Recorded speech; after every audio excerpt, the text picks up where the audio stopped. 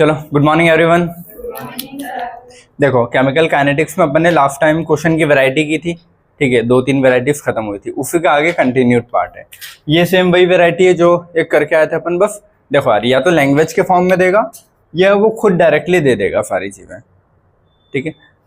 Language के form में देगा तो ऐसे बताता है कि कॉन्सेंट्रेशन इसका डबल किया तो रेट ऑफ रिएक्शन इतने से बढ़ी, इसको कम किया तो इतने से कम हुई, कम वाला। या फिर उसी को ऐसे लिख के दे देता है कि ये पहले इतना था, बाद में डबल किया, है ना, 25 से कितना किया 50, तो डबल किया तो रेट में क्या चेंज आया, ए को, बी को, ये यहाँ पे इसमें बी को डबल किया तो रेट में क्या चेंज आया। तो इसको या तो लैंग्वेज में देता है या फिर खुद ऐसे नंबर के फॉर्म में दे देगा। तो दोनों वैरायटी अपन ने उस दिन एक सीखी थी, ये करते हैं, ठीक है। जो पूछा है उसके हिसाब से लिखते जाते हैं। ये रिएक्शन, इस रिएक्शन का मुझे कोई काम होता है क्या? कोई काम नहीं होता, ठीक है, क्योंकि रेट लॉ जो अपन लिखते हैं वो तो मन से लिखा जाता है, बस कितने हैं इधर ये पता होना चाहिए, ए बी। तो इस रिएक्शन से अपन रेट लॉ कैसे लिखते हैं? रेट ऑफ रिएक्शन मतलब small R is equal to K into A की पावर क्या लिखूं, है ना, एक्स लिखूं, और बी की पावर वाई लिखूंगा ना। ये कभी नहीं लिखते हैं कि 2 और 1 बताया था। रेट लॉ में जो ऊपर आता है वो प्रैक्टिकली एक्सपेरिमेंटल होता है, तो वो अपन निकालना पड़ेगा अपने को इसके गिवन कंडीशन से। अगर यही लिखना होता तो पूछता क्यों वो, समझ गए, ठीक है। तो वो 2 और 1 लिखोगे तो गलत है, वो नहीं लिखते हैं। वो चीज़ें सिर्फ कब लिख सकते हैं? जब सिंगल स्टेप रिएक्शन हो या एलिमेंट्री रिएक्शन या 1 स्टेप रिएक्शन हो, उसमें प्रैक्टिकली वही चीज़ यही आती है। प्रैक्टिकली भी निकालते हैं तो 2 और 1 ही आता है, लेकिन अगर मल्टी स्टेप है तो यहाँ तुमको रिएक्शन देख के पता नहीं लगता ना कि सिंगल स्टेप है मल्टी स्टेप है। हो सकता है ये ए बी से प्रोडक्ट 3-4 स्टेप के बाद बनाओ, तो रिएक्शन में तो नहीं पता लग रहा, तो अपन को प्रैक्टिकली निकालना है, ठीक है। कैसे निकालते हैं? पहले तो ये निकालना सीखे। अब मुझे एक्स और वाई मिल जाएगा तो मेरे को आ जाएगा ना आंसर सारा। तो एक्स और वाई निकालने के लिए उसने कुछ कंडीशंस दी है, कंडीशन में लिखता जाता हूँ जो जो दी है, ठीक है। When the concentration of both A and B becomes double, A और बी का कॉन्सेंट्रेशन क्या किया है उसने, डबल किया है। तो ए का भी कॉन्सेंट्रेशन डबल किया है, बी का भी डबल किया है, ठीक है। रेट इंक्रीजेस फ्रॉम 0.3 टू 2.4 मोल पर सेकेंड। रेट कितने से बढ़ी? 0.3 से 2.4 बढ़ गई। तो पहले कितनी थी? 0.3 थी ना, तो 0.3 से कितनी बढ़ी? मैं आर आर को, चलो रुको मैं इसको ऐसे लिख देता हूँ। ये तो अपन ने बेसिक लिखा, इनिशियल कितना था जो दिया है, ठीक है, 0.3, ठीक है। और 0.3 के लिए क्या लिखूं के ए की पावर एक्स और बी की पावर, ये दिया है ना, क्योंकि इतने से इतना बड़ा। अब वो कब बढ़ा? जब उसने ए और बी दोनों को क्या किया, डबल। ए और बी दोनों को डबल किया तो रेट कितनी हो गई, 2.4। समझ में आया कैसे लिखा?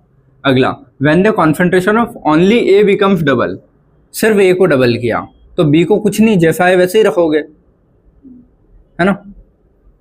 Rate of reaction increases from 0.3 to 0.6, 0.3 से कितना बढ़ गया वो, 0.6।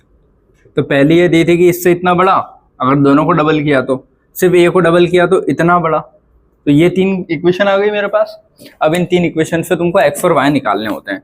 पावर कुछ नहीं पता किसी की तो एक्स और वाई रखते थे। अब देखो, जब भी तुमको कोई एक चीज़ निकालनी है, देखो एक इक्वेशन जब भी अपन पढ़ते हैं यार बेसिक मैथ में, कि एक इक्वेशन में 2 वेरिएबल एक साथ नहीं निकाल सकते हैं। वेरिएबल मतलब कोई भी 2 अल्फ़ाबेट एक साथ नहीं निकाल पाओगे जो चेंज हो रहे हैं। एक इक्वेशन में अगर एक अल्फ़ाबेट है तभी निकलेगा। जैसे फॉर एग्जांपल अगर तुमको बताऊं मैं, x + 2y = 3, तो इसमें x और y दोनों की वैल्यू एक साथ नहीं निकाल पाओगे ना। अगर सिर्फ ऐसा होता कि x + 2 = 3 तो x की वैल्यू निकल जाती। तो एक इक्वेशन में एक ही ऐसा चीज़ होना चाहिए जो निकल पाए, 2 चीज़ें एक साथ नहीं निकाल सकता मैं। तो मुझे यहाँ पे x और y निकालने के लिए, अगर x निकालना है तो y को हटाना पड़ेगा, y निकालना है तो x को हटाना पड़ेगा।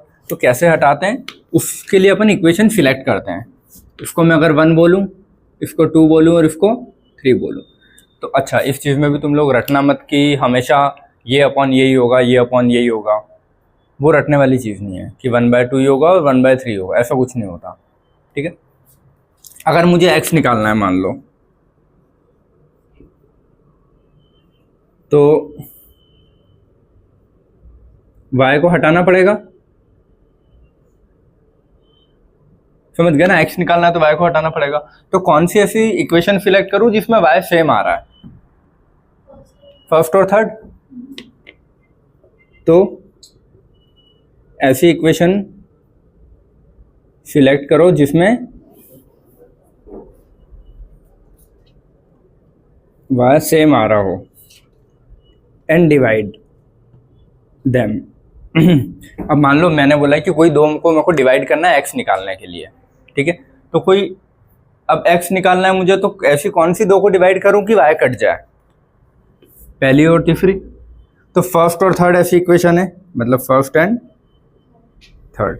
अब फर्स्ट और थर्ड में कौन सी चीज ऊपर रखूं कौन सी नीचे, 1 डिवाइड विद 3 करूं कि 3 डिवाइड विद 1? तो कर तुम कुछ भी सकते हो, ठीक है, लेकिन ज़्यादा बेटर है ना बड़ी वैल्यू ऊपर रखूं और छोटी नीचे रखूं, तो मेरा सही साठ बिना कैलकुलेशन में फंसे, वरना वो अपॉन में आएंगे सारे, तो अपॉन में फिर कैलकुलेशन में फंस जाते हैं। तो ये बड़ा दिख रहा है कि 0.3 0.6 ना, तो मैं क्या करूँगा 3 डिवाइड विद 1 करूँगा, तो 3 डिवाइड विद 1 करूँगा और उसमें सारे वेरिएबल्स काट दो, तो मैं सिर्फ वैल्यू रखना है, मेरे कहने का मतलब है। तो 0.6 बाय 0.3 इज इक्वल टू के से के तो कट जाएगा, ए से ए भी कट जाएगा, ये अच्छा एक्स से एक्स मत काट देना ना, वो तो निकालना है। तो 2/1 की पावर एक्स है वो ना, तो 2/1 की पावर क्या है, बिना ए बिना के बिना बी के लिख देना, ठीक है, सिंपल अगर बोलूँ तो। फिर ये मल्टीप्लाई में अगला क्या है, बी और बी तो पूरे ही कट जाएगा ना, तो पूरे ही कट गया तो उसकी पावर कोई मतलब ही नहीं है, पूरे बी की पावर वाई बी की पावर वाई पूरा कटा, तो ये बचा ना बस मेरे पास, इसलिए मुझे चाहिए था। अभी देखो ये क्या हुआ, 3 to the 6 तो 0.2 इज इक्वल टू 2 की पावर x ही आया। तो अब तुमको ये करना है कि इसको तुम x की पावर में कैसे लेके आओगे 0.2 को, यहाँ तो कैलकुलेशन में फंस गए अपन।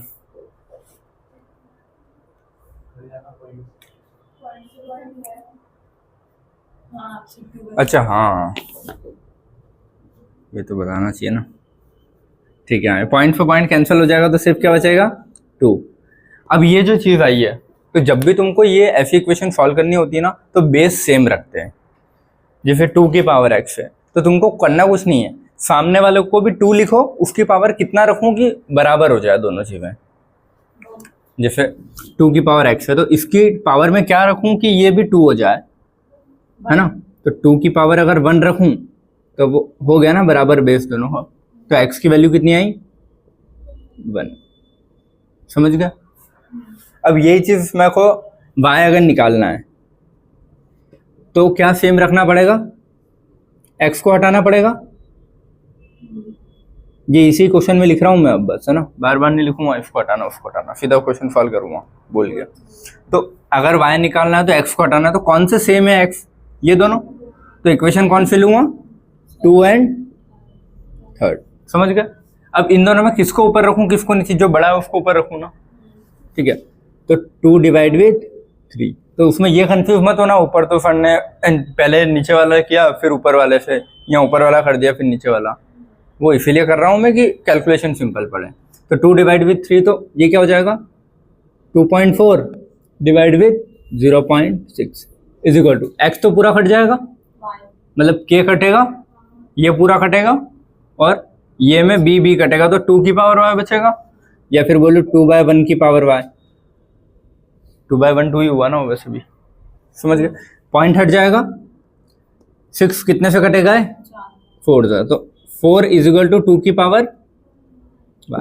अब ये चीज़ों को सॉल्व करने के लिए पता है तुम ये मत करना कि इस 2 को इस 4 से काट दिया, 2 1 2 2 to the 4, वो नहीं करना अपने को। LHF इक्वल टू RHF होता है, मतलब ये चीज़ इसके बराबर होनी चाहिए, तो ये चीज़ इसके बराबर कब आएगी, 2 की पावर में कुछ है तो इसको मेरे को 2 लिखना पड़ेगा, तो देखो इधर तो तुम 2 जिसमें पावर है उसको तो ऐसा कैसे रखना, सामने भी 2 लिख देना, 2 है ना तो 2 लिख देना, अगर 3 होता तो 3 लिखता, 10 होता तो 10 लिखता, तो 2 की पावर क्या रखूँगी वो 4 हो जाए 2, तो हो गया ना, 4 को 2 की पावर 2 भी लिख सकता हूँ, अब होगा दोनों बराबर, तो मेरे को मैच हो गया ना, y कितना मिला मेरा 2, यही तो चाहिए था मुझे। तो अगर अब क्वेश्चन में वो पूछता find the rate law and order of reaction, तो रेट लॉ यहाँ से लिख सकता हूँ ना मैं, ये मेरा ओरिजिनल रेट लॉ था, ठीक है। रेट लॉ कैसे लिखूंगा, R is equal to k a the power क्या लिखूँ, अब 1 आया ना, B की पावर क्या लिखूँ 2। तो देखो इक्वेशन तो अपनी 2 और 1 से थी, तो अगर यहाँ से लिखता तो मेरे को यहाँ 2 1 लिखता, लेकिन प्रैक्टिकली क्या आया 1 और 2, तो इसीलिए प्रैक्टिकली ये चीज़ें लिखी जाती है ऑर्डर ऑफ रिएक्शन। अब यहाँ अगर मैं पूछूं तुमसे कि order of reaction with respect to A क्या होगा, order of reaction with respect to A के उससे ऑर्डर ऑफ रिएक्शन क्या आएगी, पहले तो सुनो यार, ऑर्डर ऑफ रिएक्शन क्या होता है, जो इनके सर पे लिखा होता है ए और बी के। तो ए के टर्म्स में ऑर्डर ऑफ रिएक्शन कितनी है 1, बी के टर्म्स में ऑर्डर ऑफ रिएक्शन कितनी है 2। ओवरऑल कुछ नहीं बोले और सिर्फ बोले find the order of reaction, तो सम करेंगे दोनों का, तो कितनी है 1 + 2 3, ठीक है। तो ऑर्डर कितना है इसका 1 + 2 मतलब थर्ड ऑर्डर है ना, थर्ड ऑर्डर की रिएक्शन है, और ये रेट इक्वेशन लिखी, समझ गए, ठीक है। ये अगला क्वेश्चन करें, इसमें 3 चीज़ें फाइंड करना है। इनिशियल रेट ऑफ, अच्छा ये अगले टाइप का क्वेश्चन है कि इनिशियल दे के रखता है वो, initial rate of reaction is given to determine the rate law expression, ठीक है। वही कोई मतलब नहीं है, उस क्वेश्चन को इस फॉर्मेट में कन्वर्ट कर दिया कि इसको इतना किया, इसको डबल किया तो वो कितना हो गया, ये किया, ठीक है। ये इक्वेशन है, इक्वेशन से तो मैंने n की इसकी पावर x इसकी पावर y और रेट्स लिखे, ठीक है, कुछ वैल्यूज दे रखी है। Right the rate law expression, अब इसने आप बताया नहीं है लैंग्वेज में कि किसको डबल किया है किसको सेम रखा है, तो मुझे क्या करना पड़ेगा, खुद से लिखना पड़ेगा कि किसको डबल करना है किसको सेम रखना है। तो आंसर देखो, रेट लॉ एक्सप्रेशन लिखने के लिए तुमको ये जो है रेट इज इक्वल टू के NO2 की पावर x और एक और क्या अपना O2 की पावर y। अब मुझे x और y चाहिए, अब मुझे x और y निकालना है, तो x निकालूं पहले, अगर x निकालना है तो 4x फिक्स dy, समझ गए। x निकालने के लिए y कैंसिल करना पड़ेगा ना, तो अगर x निकालना है तो ऐसी कौन सी चीज़ है जहाँ y फिक्स हो रहा है, ये तो देख लो, फर्स्ट और थर्ड, ठीक है। सो 1 एंड थर्ड इक्वेशन है ना, ठीक है। तो फर्स्ट और थर्ड में y फिक्स हो गया, अब डिवाइड कर दूं मैं, और दोनों में बड़ा कौन है, ये है ना, तो 3 डिवाइड विद 1 करूं, ज़्यादा सही है मेरे लिए। तो ये बाई ये कितना हो जाएगा 0.050 divide with 0.025 is equal to, ये तो कट जाएगा, तो अब बचा क्या रेट, ये कितना है 6.2 इंटू 10⁻⁻4 अपॉन 3.1 इंटू 10⁻⁻4, यही है। ये घटा, ये हट गया, ये पॉइंट हटेगा, 1 ज़ा 2 ज़ा 31 का डबल ही ये, ठीक है। तो ये भी 1 ज़ा और ये 2 ज़ा।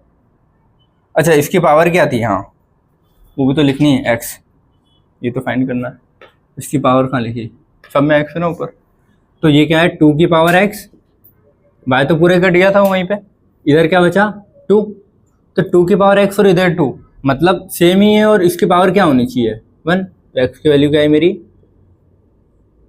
1, समझ गए। यही चीज मैं y के लिए निकाल लूँ,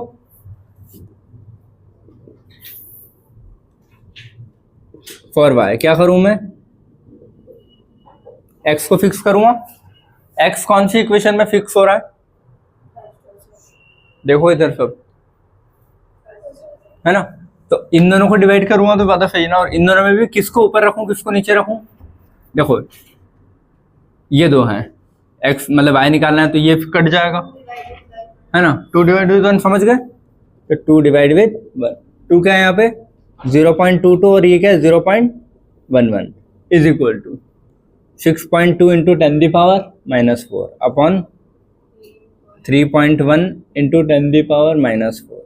सारी वैल्यू ऐसी आती है कि कट जाती है, 1 ज़ा 2 ज़ा, 0.1 ज़ा 2 ज़ा, और इसकी पावर क्या था y, तो 2 की power y is equal to 2, मतलब 2 की पावर क्या है यहाँ पे 1, तो यहाँ से मेरा y की वैल्यू कितनी आई तो x भी 1 आया और y भी 1 आया, ठीक है। अब मेरे को रेट लॉ लिखना है, right the rate law expression. तो अब मैं क्वेश्चन सॉल्व कर लूँ पूरा। फर्स्ट रेट लॉ एक्सप्रेशन क्या हो गया, R इज इक्वल टू के, NO2 की पावर कितनी लिखूं 1, O2 की पावर कितनी लिखूं 1, क्योंकि x और y दोनों ही 1 आए। तो रेट लॉ एक्सप्रेशन लिखा मैंने। Find the value of rate constant, ये k की वैल्यू पूछ रहा है कि k की वैल्यू निकालो। k की वैल्यू निकाल पाओगे? देखो ये तुम्हारे लिए नया है, ठीक है। k की वैल्यू कैसे निकालेंगे, k तो कांस्टेंट है ना, तो वो कॉन्सेंट्रेशन चेंज करने पे चेंज होता है क्या कभी? नहीं, टेम्परेचर चेंज करने पे होता है बस। k only depends on temperature and catalyst, ये 2 लाइन लिखी थी, और उनमें भी ज़्यादा बोलूँ तो टेम्परेचर पे डिपेंड करता है बस। तो कॉन्सेंट्रेशन चेंज करने पे k का फर्क पड़ेगा क्या? नहीं। तो मैं k कोई भी इक्वेशन से निकाल सकता हूँ, कोई भी एक इक्वेशन उठा लोगे k मिल जाएगा। k निकालने के लिए क्या करना पड़ेगा, रेट के अपॉन में ये दोनों ले जाने, और इन दोनों की पावर तो मिल गई ना मुझे, तो सॉल्व तो कर सकता हूँ। तो मैं कोई भी इक्वेशन से निकाल सकता हूँ। पहले तो ये लिख लेता हूँ, फाइंड k, ठीक है। कोई भी इक्वेशन से निकाल सकते हैं because k depends on temperature not concentration, समझ गए? तो अब मैंने मान लिया फर्स्ट इक्वेशन उठा लूँ मैं, है ना, कोई भी ले सकता हूँ, तो मैं फर्स्ट ही ले रहा हूँ, ठीक है। तो फर्स्ट इक्वेशन से रेट लॉ लिखूं। रेट कितना है initial rate 3.1 into 10 the power is equal to K, ये तो फाइंड करना है। ए और बी है, ए कितना है 0.025 की पावर क्या रखूं 1, और ये कितना है 0.011, इसकी पावर क्या रखूं 1, क्योंकि एक्स और वाई की पावर में वो मिल गई ना। तो एक्स और वाई की वैल्यू रख दी, और कोई भी इक्वेशन में वो वैल्यू रख दी मैंने, बस सॉल्व कर लिया। अब ये चीज मैं इधर ले आऊं, तो इस चीज को जब यहाँ लाऊंगा तो मैं यहाँ पे सॉल्व कर देता हूँ थोड़ा, है ना। 3.1 इधर देख लेना बेटा सब लोग, है ना, into 10 the power minus 4 upon वो चीज़ें इधर आएगी ना उठ के इक्वल टू के इधर नीचे डिवाइड में। तो मैं सीधा लिखूं 25 इंटू 11 इंटू इसके 3 पॉइंट ऊपर जाएंगे और इसके 3 पॉइंट ऊपर जाएंगे, तो ऊपर 10 दी पावर 6 होगा ना, या फिर इसके यहाँ लिखूं तो 10 दी पावर माइनस 6।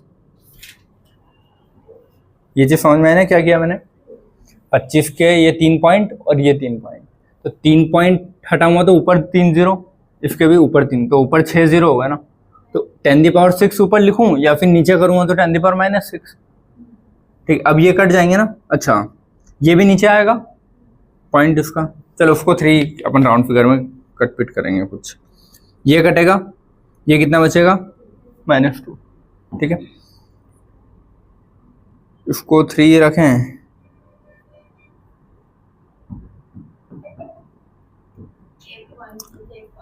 देखो मेरे को देखो, अगर मुझे सॉल्व करना है ना तो मैं इसको थोड़ा सिंप्लीफाई कैसे सॉल्व करूँ यार।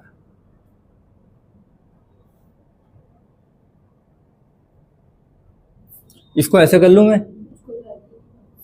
हाँ उसको 30 करूँगा तो फिर ये पॉइंट हटा के मेरे को नीचे करना पड़ेगा। चलो या तो इसको करो, ये पॉइंट हटाया मैंने, ठीक है, नीचे 10 आ जाएगा, ठीक है। ये 10 दी पावर -2 ऊपर जाएगा तो 100 में से 1 जीरो जाएगा तो ऊपर 10 बचेगा, तो ये कितना हो जाएगा 310, या फिर बोलूँ 31 इंटू 10, डिवाइड में क्या बचेगा 25 इंटू 11, ये आया। कैसे किया? अब इसको अगर बहुत राउंड फिगर में मुझे सॉल्व करना है ना तो कर दें, 10 और 11 काट दो, है ना, 10 या 11 करके 31 को 30 मान लो और 25, तो ये कितना हो जाएगा 5 6 30 और 5 5 से 25, 6/5 ये डिवाइड करना ही पड़ेगा, फिर उसमें कोई ऑप्शन नहीं। या फिर अगर इसको भी 5 करके हटा दूंगा तो, लेकिन ज़्यादा राउंड फिगर हो जाएगा, ठीक है। तो इसको डिवाइड कर लेना 5 और 6 को, है ना। ये कितना आ जाएगा तुम्हारा 1.2, समझ में आया? तो ये किसकी वैल्यू आई तुम्हारी, k की वैल्यू आई, ठीक है। तो हाँ, मैंने बहुत राउंड फिगर किया ना बेटा। 31 मैंने देखा नहीं, वो फोन हटाने के बाद देखेंगे, बट यही आ रहा होगा, और कोई ऑप्शन नहीं है। तो तुम कोई भी इक्वेशन से निकालोगे ना, ये आंसर आएगा। कैसे आएगा समझ गए? तो k की वैल्यू क्या आई मेरी 1.2। थोड़ा राउंड फिगर में करोगे तो अब तो फिर तुमको ऑप्शन भी चेक करने पड़ते हैं कि ऑप्शन पास में है, दूर है। बहुत पास में है कि 1.2, 1.11, तो फिर एग्जैक्ट करो सॉल्व। लेकिन दूर दूर है कि एक 2 है, एक 5 है, एक 1 है, तो फिर ऐसे कैलकुलेट करो, ज़्यादा सिंपल पड़ेगा। ठीक है, रेट लो एक्सप्रेशन मिल गया। क्या मिला? ये रहा। हाँ हाँ हाँ, तो पहले ऑप्शन, हाँ बहुत पास गया तो सॉल्व करना ही है, लेकिन नहीं आते कभी नीट में। मोस्ट ऑफ द क्वेश्चन सारे दूर के आते हैं ऑप्शन, ऐसा। ठीक है, ये कितना है k की वैल्यू 1.2। अब order of reaction with respect to NO2 कितनी है? कितनी आई NO2 के रेस्पेक्ट में ऑर्डर ऑफ रिएक्शन? 1 है ना। O2 के रेस्पेक्ट में कितनी आई? 1। ओवरऑल कितनी आई? 1 + 1 2, मतलब सेकेंड ऑर्डर है। समझ गए कैसे सॉल्व करते हैं? ये वाला क्वेश्चन करें। फाइंड, वही ये तीनों चीजें फाइंड करनी है। अच्छा हाँ, ये निकालो। देखो, यूनिट ऑफ k निकालने के लिए अपने पास वही है, मोल बाय लीटर की पावर 1 - n इंटू सेकेंड का इनवर्स। ठीक है, n क्या होता है? ऑर्डर होता है ना। तो मोल बाय लीटर 1 माइनस ऑर्डर कितना है अपना 2, सेकेंड इनवर्स। 1 - 2 कितना होगा? -1। तो मोल की पावर -1। अच्छा देखो, अगर तुमको ऐसे नहीं समझ में आता तो ये चीज होती है ना, देखो दोनों के कॉमन में पावर लगा तो इसकी भी -1 होगी और लीटर की भी -1। यही बात है ना, दोनों की बाहर लगी थी तो दोनों को अंदर इस पे लिखता हूँ और सेकेंड इनवर्स। अब मेरे को अगर इन सबको एक लाइन में लिखना हो तो मोल ऊपर ही है तो मोल इनवर्स ही रहेगा। लीटर -1 में ऊपर जाएगा तो +1 हो जाएगा। तो इसको लीटर 1 लिखूं नहीं लिखूं कोई मतलब नहीं है, वो नहीं लिखेगा। और सेकेंड ऊपर ही है तो सेकेंड इनवर्स। ये तुम्हारी यूनिट ऑफ,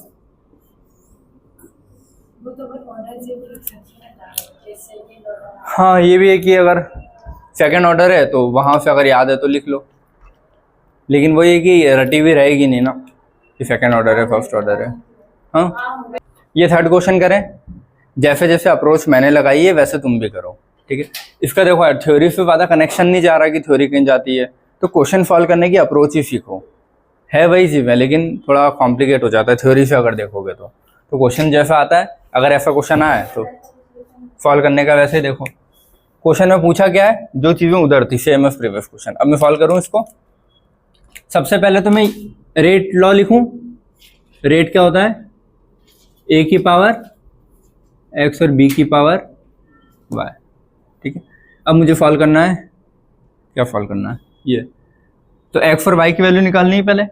अगर मुझे x निकालना है तो किसको फिक्स करना पड़ेगा? y को।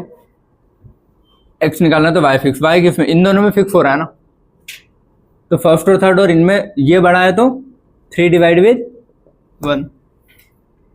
समझ गया ना? x निकालना है तो y को फिक्स किस में होगा? इसमें।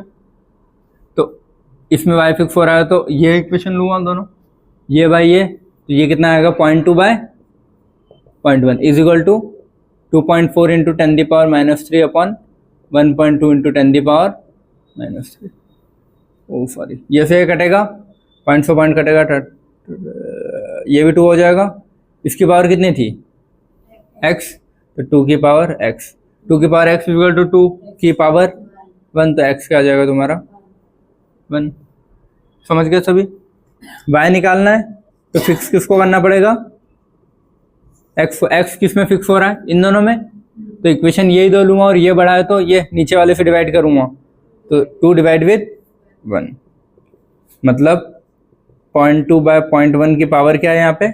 y is equal to 1.2 into 10⁻³ upon 1.2 into 10⁻³। ये तो पूरे कट जाएगा, पॉइंट से पॉइंट हट रहा, तो 2 की पावर क्या आया? y। इधर क्या आया? 1। अब देखो, अब इसको सॉल्व करना है तो तुम यहाँ पे थोड़ा सा इसमें फंस जाओगे कि 1 को कैसे लिखें अब 2 में, 1 को 2 थोड़ी कर सकते हैं। तुमको कुछ नहीं करना है, बस जो ये लिखा है इसको तो ऐसा कैसा लिखते हैं, सामने यहाँ 2 है तो वो मन से लिखो 2। अब ये देखो कि इस 2 को मैं 1 कब बना सकता हूँ, 2 की पावर क्या रखूँ कि वो 1 बन जाए, 0। 2 की पावर 2 तो 4 हो जाएगा, 2 की पावर 1 2 रहेगा, तो ऐसी क्या पावर रखूँ कि ये वैल्यू ये हो जाए, तो 0 ही रखूँगा ना, किसी की भी पावर 0 1। तो अब y किसके बराबर हो गया, 0। तो होती ना अपने 3 ऑर्डर तक पढ़ते हैं, 0 order, first order, second order, third order, और आगे और भी आती है nth तक, लेकिन अपने सिलेबस में 3 तक ही आंसर आते हैं सारे, उससे ज़्यादा नहीं आएंगे। ठीक है, ये समझ गया। और हाँ, ऐसा नहीं कि 0 1 2 3 आएगा, पॉइंट में भी आते हैं। अपन ने बोला था ऑर्डर ऑफ रिएक्शन फ्रैक्शन भी हो सकती है, नेगेटिव भी हो सकती है, पॉजिटिव भी हो सकती है, 0 भी हो सकती है। तो यहाँ 1.2 आया था ना, कहीं तो आया था, पता नहीं, ये तो कुछ और आया था। ठीक है, जो आएगा कहीं भी अगर आता है तो आ सकता है। ठीक है, समझ गया चीज। तो मेरा x मिल गया और y। अब मैं पहला क्वेश्चन लिख सकता हूँ ना, रेट लॉ एक्सप्रेशन। इसके लिए चलो मैं यहाँ लिख देता हूँ फर्स्ट। रेट लॉ एक्सप्रेशन क्या होगा, अब rate is equal to a की पावर क्या लिखूं, x है ना, तो 1, b की पावर कुछ क्या लिखूं, 0। तो वो नहीं लिखते हैं तो आंसर ऐसे ही देता है, पता है, ये देगा वो। अच्छा, k भी आएगा ना, rate is equal to k into A, और rate is equal to k into A, k है वो, समझ गए।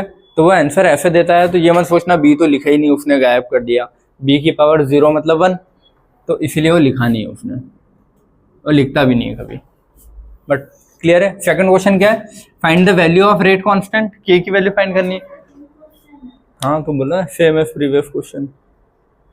ठीक है, find the value of rate constant. अब k कॉन्सेंट्रेशन चेंज करने पे चेंज नहीं होता ना, तो मैं कोई भी इक्वेशन से निकाल सकता हूँ। यहाँ चलो अपन मान लेते हैं कौन से निकाले, वहां फर्स्ट से निकाला था, यहाँ सेकंड से निकाल के बताओ।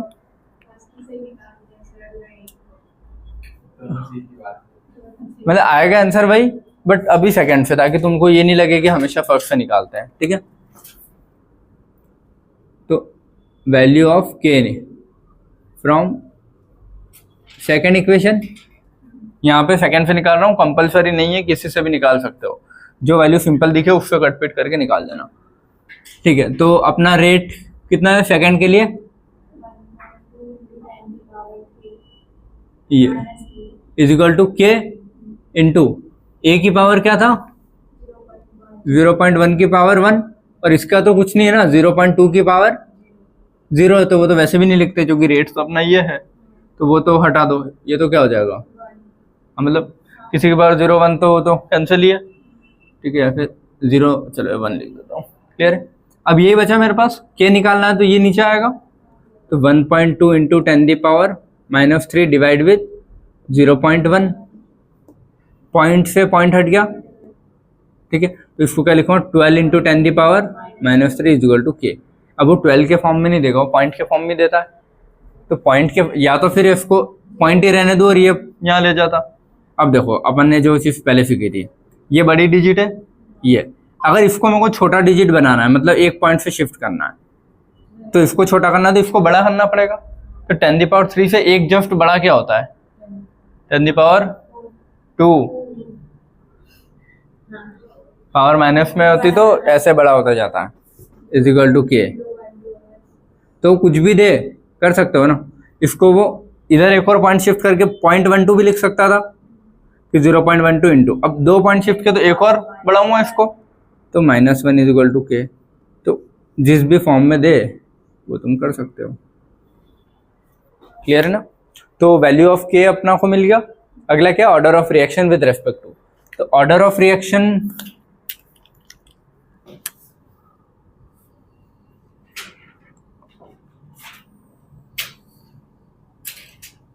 ये, ठीक है, ये इसका फर्स्ट क्वेश्चन था, ये इसका सेकंड था, थर्ड यहाँ कर लेता हूँ मैं। ठीक है, order of reaction with respect to A के रेस्पेक्ट में कितनी है 1, बी के रेस्पेक्ट में कितनी है 0, टोटल कितनी है 1 + 0 फर्स्ट ऑर्डर, ठीक है। अब फर्स्ट ऑर्डर के लिए या तो तुमको सीधा यूनिट याद हो, बात ही खत्म, ठीक है, सेकंड इनवर्स, या फिर फॉर्मूला अपना। मैं एक बार करके बता देता हूँ, लेकिन तुम लोगों को क्वेश्चन करते करते फिर याद हो जाना चाहिए, ठीक है।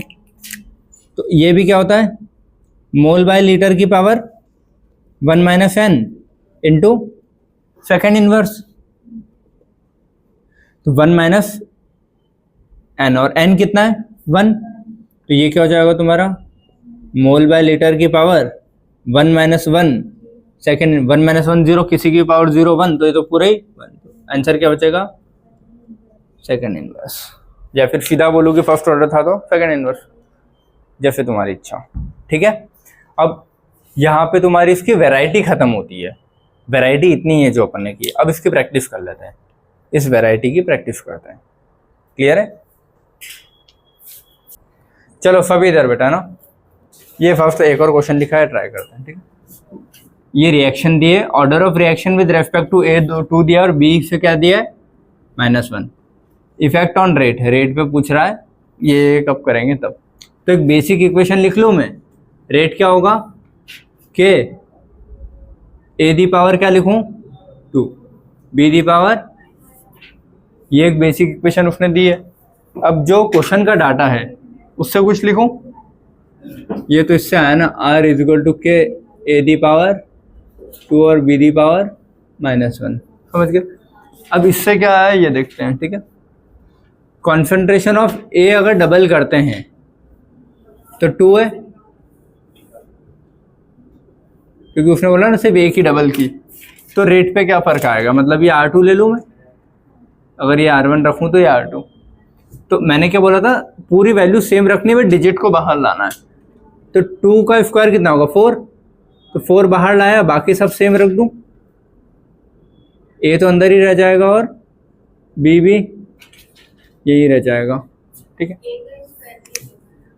हाँ देखो, इस ए को डबल किया तो 2a रखा, ठीक है। अब 2 का स्क्वायर कितना 4 होता है, तो 4 मैं बाहर ले आया, बाकी सब मैंने ऐसा कैसा रखा, क्यों, क्योंकि मेरे को इसको और इसको कॉपी करना था। अच्छा यहाँ पे, हाँ ये समझ गए। तो ये एग्जैक्ट सेम किसके जैसा है, R1 जैसा है ना, तो R2 is equal to 4 times of R1 लिख सकते हैं ना। इसका मतलब क्या है, रेट इंक्रीज हुई है 4 टाइम्स से, कि R2 मतलब सेकंड वाली 4 गुना है पहली गुना, तो इंक्रीज बाय 4 टाइम्स। इस वाले में देखता हूं मैं, R1 तो जो क्वेश्चन में दिए वही लिखूं, ए का स्क्वायर और बी का -1। R2 कॉन्सेंट्रेशन ऑफ बी को क्या किया है, हाफ किया है, तो बाकी सब वैसा कि वैसा ही रहेगा, और बी क्या हो जाएगा हाफ। अब मुझे सिर्फ वैल्यू बाहर लानी है, बाकी सब वैसे ही रखना है। तो वैल्यू बाहर का मतलब क्या है, पावर -1 में, तो इसको ऐसा कैसा बाहर लाऊंगा तो क्या हो जाएगा 1/2 की पावर -1 इजिकल, मतलब के ए का स्क्वायर और बी का -1 रहेगा, क्योंकि 2 तो बाहर आ गया ना। अब 2 -1 ऊपर है, तो देखो 1 की पावर तो कुछ भी लिखो फर्क नहीं पड़ता, तो 2 की पावर में ना -1, तो 2 की पावर -1 ऊपर जाएगा तो क्या हो जाएगा 2, समझ गए ना।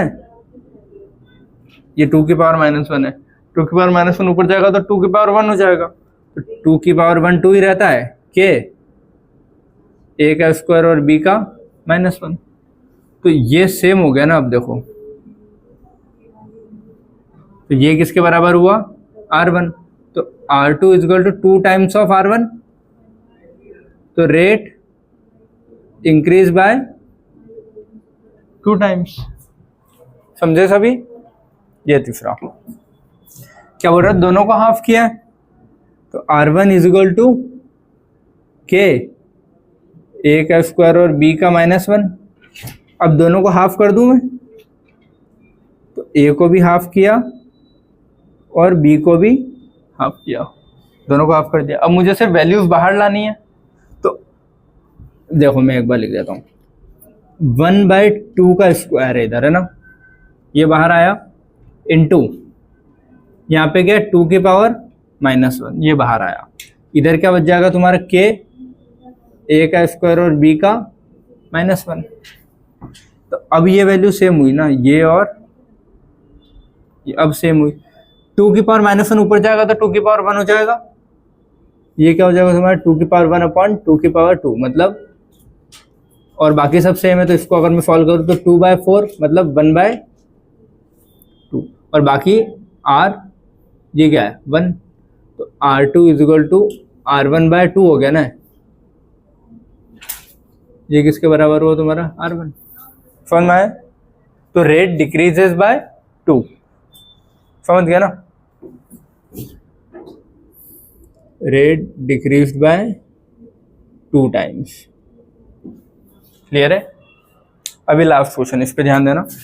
अभी तक सब में कॉन्सेंट्रेशन कॉन्सेंट्रेशन कॉन्सेंट्रेशन चल रहा था, यहाँ क्या आ गया वॉल्यूम। क्या बोला इसने, वॉल्यूम को 3 टाइम्स बढ़ाया है। तो मुझे ये पता है ना मोलैरिटी क्या होता है, मोल्स पर यूनिट वॉल्यूम। तो वॉल्यूम मोलैरिटी इन्वर्स में है ना, वॉल्यूम को अगर बढ़ाता हूँ तो मोलैरिटी कम। तो इसी स्टेटमेंट को उसको ऐसा लिखना चाहिए ना कि कॉन्सेंट्रेशन डिक्रीज्ड बाय 3 टाइम्स, ऐसे लिखूंगा इसको मैं। वॉल्यूम इंक्रीज 3 मतलब कॉन्सेंट्रेशन डिक्रीज 3, क्योंकि ऐसा है। ठीक है, अब कुछ नहीं बोला है तो दोनों का ही हो रहा होगा। तो R1 क्या है, k a का स्क्वायर और b का -1। R2 क्या होगा, देखो कुछ नहीं बोला है तो दोनों का डिक्रीज हो रहा है 3 से, तो a/3 की पावर 2 और b/3 की पावर -1। से वैल्यूज बाहर निकालनी है मुझे, बाकी सब ऐसे रखना है। तो 3 का स्क्वायर आएगा ना यहाँ पे, तो 1/3 का स्क्वायर इंटू यहाँ पे 1/3 की पावर -1, और बाकी पूरा तो सेम हो जाएगा। तो R1 के जैसा लिख दूँ, अभी पूरा लिख देता हूँ लेकिन मैं, a का स्क्वायर और b का -1। ठीक है, 3 की पावर -1 ऊपर जाएगा तो 3, एक 3 से एक 3 कट जाएगा, तो क्या बचेगा 1/3। 1/3 और ये वाला पार्ट क्या हो जाएगा पूरा इसका, R1 है ना, तो 1/3 R1, मतलब rate decrease by 3 times.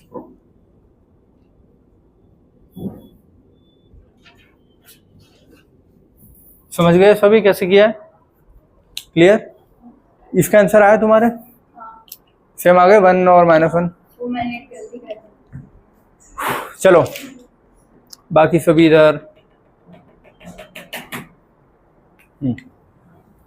a + 2b से 2b + 4c से ये बन रहा है। ठीक है, यहाँ 3 चीजें आ गई, अभी तक अपनी a और b आ रही थी बस। तो ये 2 क्वेश्चन है जिसमें तुम्हारे 3 वैल्यूज आ रही है। हाँ कर लिया था तुम लोगों ने कल। ठीक है, ये समझ गए। When volume of container is double, container का वॉल्यूम अगर डबल करता हूँ तो रेट कितने से कम होती है, इससे। तो मेरे को तीनों चीजें लिखनी पड़ेगी ना कंडीशन। पहली तो गिवन क्या है, रेट = k a की पावर x b की पावर y और c की पावर। डायरेक्ट तो नहीं लिख सकते ना, चलो रुको मैं पहले लिख देता हूँ। रेट = a की पावर 1 b की पावर 2 और c की पावर 4। ये तो नहीं लिख सकते, तो अपने को पता है ना कि कैसे लिखनी चाहिए, k a the power x b the power y और c दी पावर z। ये सही है। अब x y z की वैल्यू निकालनी है, वो निकालने के लिए उसने कुछ हिंट दी है।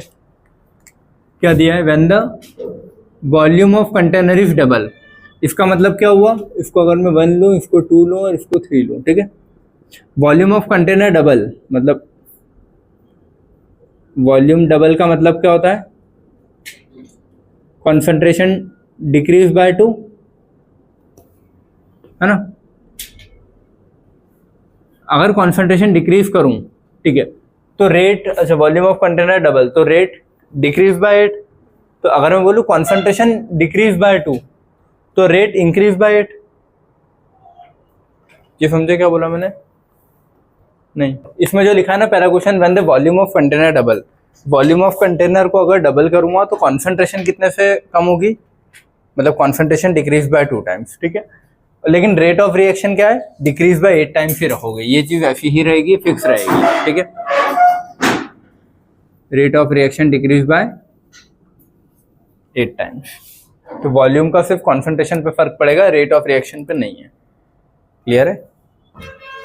ठीक है, चलो इससे इक्वेशन क्या बनेगी अपनी, रेट कितनी हो रही, डिक्रीज बाय 8 हो रहा है, मतलब R by 8 is equal to के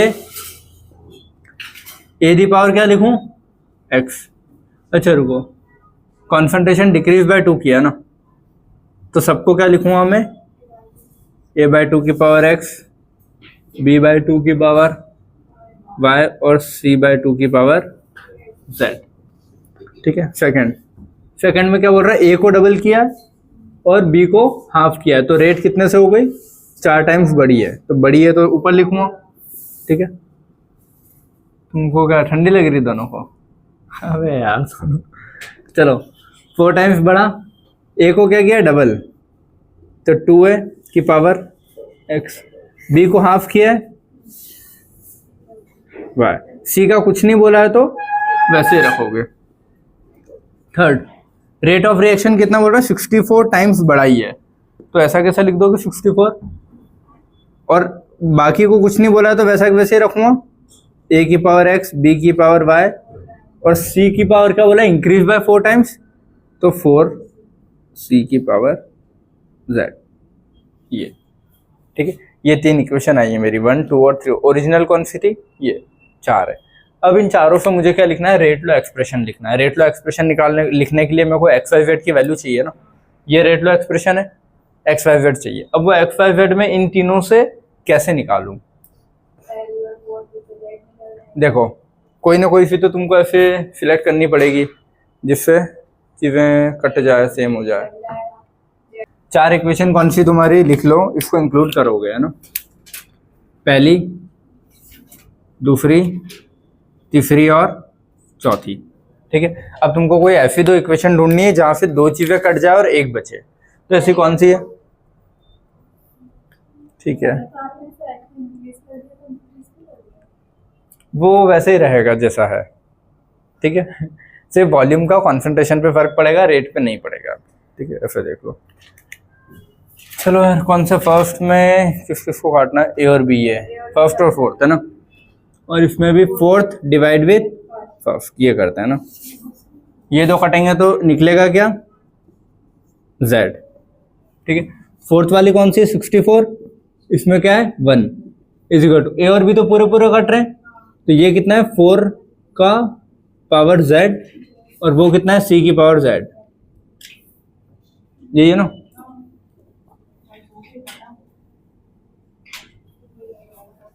मतलब 4/1 होगा ना ये, क्योंकि c से c कट जाएगा बेटा सारे इधर। 64/r, a से a पूरा कट जाएगा, b से b पूरा कट जाएगा, 4c/c से c कटेगा, तो 4 की पावर z। ये बच्चा, आप इसको तो सॉल्व कर सकते हो ना, इधर क्या है 4 की पावर z, तो इधर भी मैं 4 ही रखूं, 4 की पावर क्या लगाऊं कि 64 आए। ठीक है, 4 की पावर 3 लगाऊं तो तब जाके मेरा क्या आएगा, z इज इक्वल टू 3।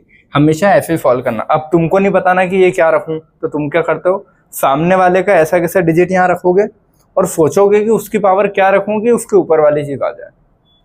4 की पावर 2 रख के देखो, 3, 4 तो आ जाएगा, समझ गए। ठीक है, अब ये आया तुम्हारा z। अब z आएगा तो z को यूज कर सकते हो ना आगे कहीं भी। तो अब मैं कोई ऐसी चीज देखूंगा जिसमें z यूज हो रहा होगा और उसके अलावा कोई एक चीज कट रही होगी, जैसे कि इन दोनों में ये कर दूं। ठीक है, ये कट जाएगा, a निकल जाएगा और z यूज हो जाएगा, तो मैं थर्ड और सेकंड यूज करता हूँ, उसमें भी सेकंड थर्ड ही कर लेता हूँ। ठीक है, 3 डिवाइड विथ 2 किसके लिए, फॉर x निकालने के लिए, क्योंकि मैंने देख लिया। अब x निकालने के लिए क्यों, ये तो कट जाएगा, z की पावर मुझे मिल गई तो वो भी सॉल्व हो जाएगा, तो बचा क्या, सिर्फ x निकल जाएगा। अब 3 वाली कौन सी अपनी 4, तो 4/1/8 है वो, तो मैं अभी ऐसे लिख देता हूँ। ठीक है, 4 के अपॉन में 1/8, k से k कटा, ये इक्वल टू 2/1/2, पावर क्या है x। बी वाला तो पूरे ही कटेगा, सी वाला क्या है, सी के अपॉन में क्या है, सी बाय 2 है ना, ऐसे लिखे हैं मैंने, ठीक है। हाँ, सी के अपॉन में क्या है, सी बाय 2, तो 1/1/2 है।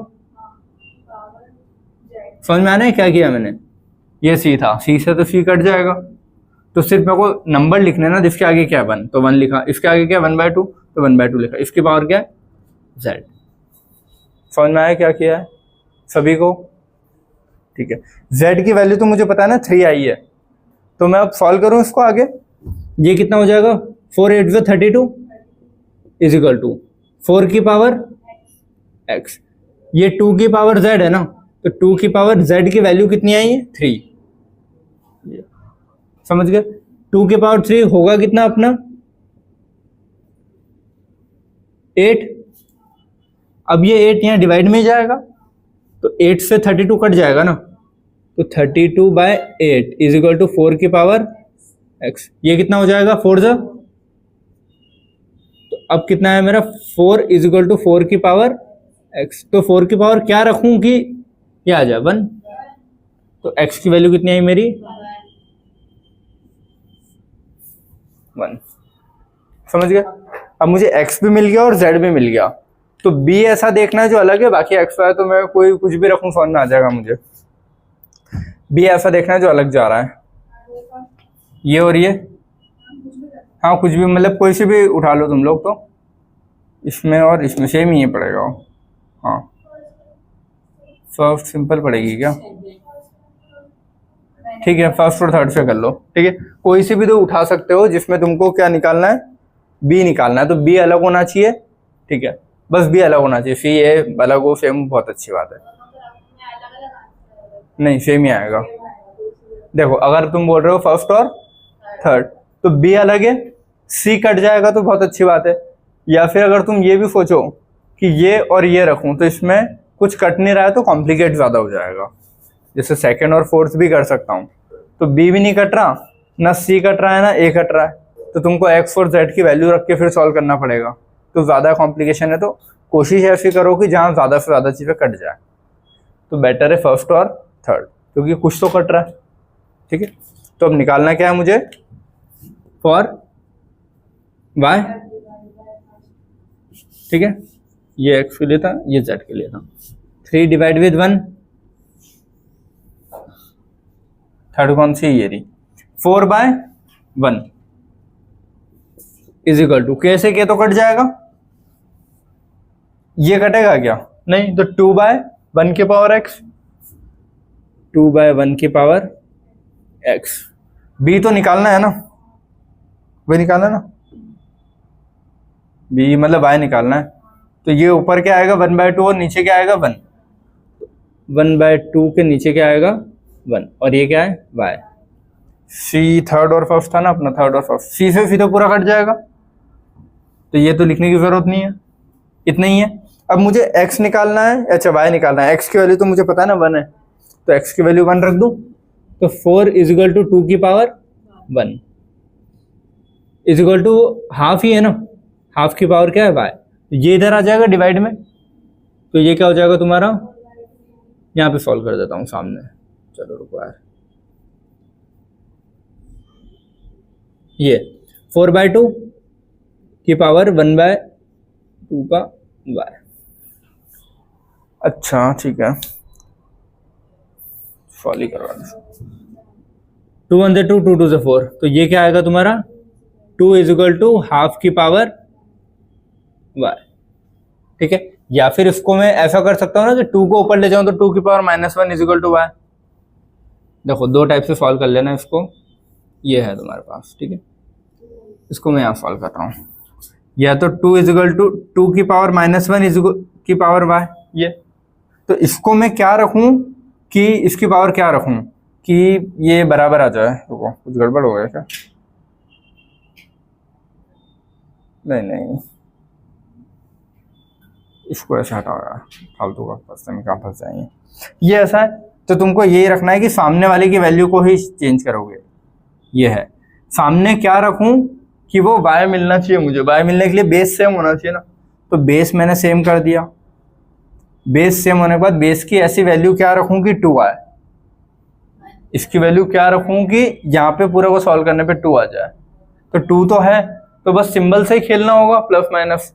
तो -1 रखूंगा तो 2 की पावर -1 ऊपर जाएगा तो 2 हो जाएगा ना, ये दोनों बराबर हो जाएगी फिर।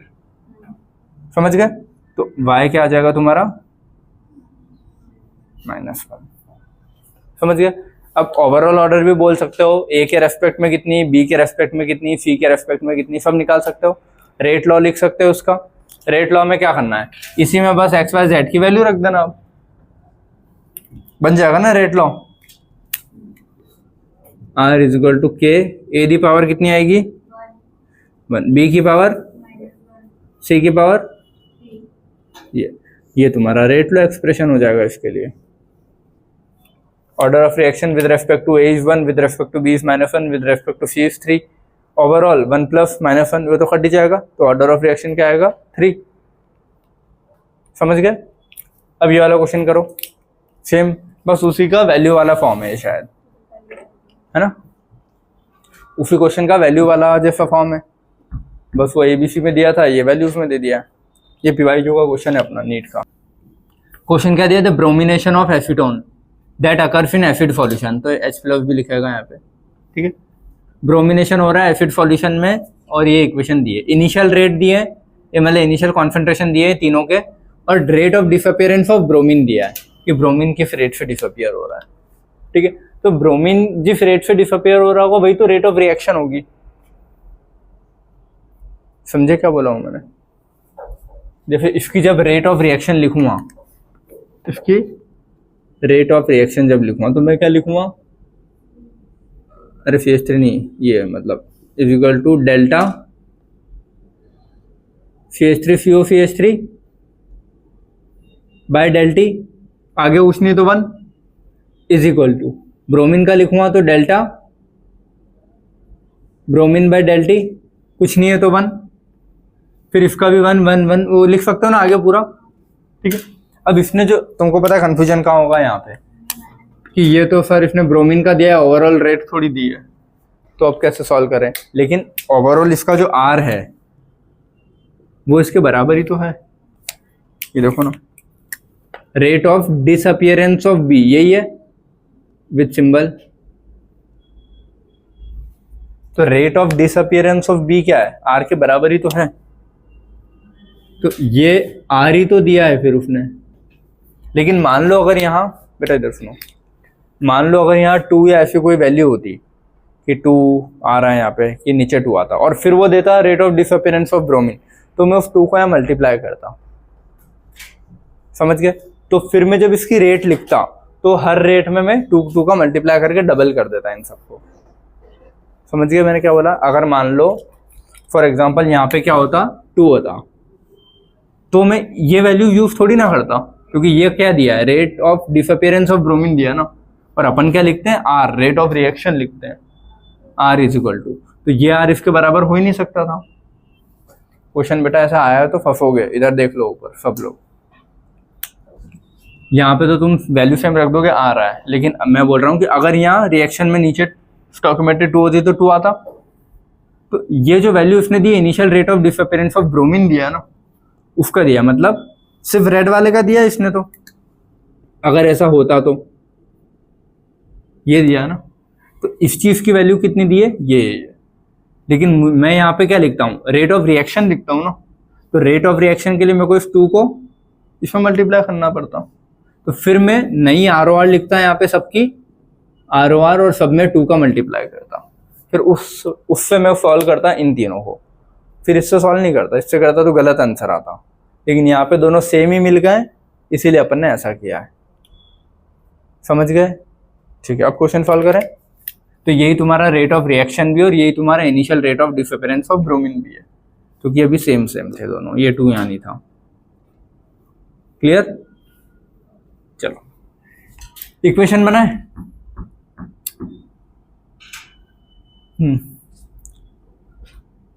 Rate is equal to K into CH3CO की पावर X, ब्रोमीन की पावर Y और H की पावर Z। ये H रिएक्टेंट में लिखा है ना, एरो के ऊपर है, मतलब इस साइड का ही है। तो ये 3 दिए,